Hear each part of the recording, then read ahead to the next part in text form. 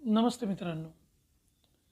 एकदा एका व्यक्तीला बोट पेंट करण्याचं कॉन्ट्रॅक्ट मिळालेलं असं आणि तो बोटची पेंटिंग करत असतो आणि व्यवस्थित पेंटिंग करत असताना त्याला बोटीच्या इकडे एक छोटं छिद्र सापडतं खालच्या साईडला आणि ते ते काम करता करता तो चेक करतो आणि मग उलट चला ठीक आहे आता हे पण करून टाकू. तर ते छिद्र विझवण्याचं वगैरे ते सगळं काम वगैरे करतो आणि बोटीचा कलर पण एकदम सुंदर देतो. आता त्या बोटीचा जो मालक असतो तो बाहेर गेलेला असतो आणि 2 दिवसानंतर तो त्या बोटीचं पेमेंट घ्यायला परत येतो. तर बोटीचं पेमेंट जेव्हा तो घ्यायला येतो तेव्हा त्या बोटीचा मालक असतो तो त्याला जास्त पैसे देतो. तर तो जो माणूस असतो जो बोटीची पेंटिंग करत असतो त्याने त्याला सांगितलं की साहेब तुम्ही तर ही जी अमाऊंट दिली त्याची ऑलमोस्ट डबल अमाऊंट देत आहे. तर मला वाटतं काहीतरी तुमची चूक होते. तर तो मालक म्हणतो की नाही नाही मी जे देतो आहे ते फारच कमी आहे. तो बोलला नाही साहेब आपलं डिस्कशन जर वेगळं होत होतं कदाचित तुमच्याकडून चुकून जात असेल तुमच्या लक्षात नसेल. तो बोलता नाही माझ्याबरोबर लक्षात आहे पण तू जे काम केलं आहे त्या कामामुळे मी तुला हे पैसे देतो आहे. तर बोलला मी असं काय काम केलं साहेब तुमची जी बोट जी होती त्याचं पेंटिंग करण्याचं तर मी काम केलं आहे.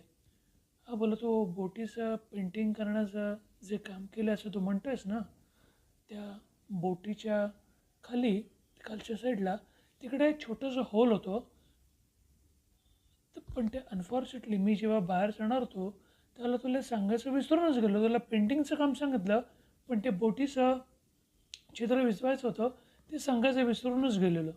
आणि जेव्हा मी तिकडे बाहेर गेलेलो तेव्हा माझ्या डोक्यामध्ये खूप टेन्शन आलं कारण ती बोट पेंट झाल्यानंतर 1-2 दिवसाकरता माझी मुलं घेऊन जाणार होती आणि ती समुद्रातून जेव्हा रिटर्न येत होती तेव्हा आल्यावरती मला खूप हायसं वाटलं कारण त्या टेन्शनमध्येच होतो. जर त्या बोटीमध्ये जर ते छिद्र असतं आणि त्या छिद्रातून पाणी आलं असतं त्या माझ्या मुलांचं काय झालं असं या भीतीनेच मी खूप घाबरून गेलो होतो.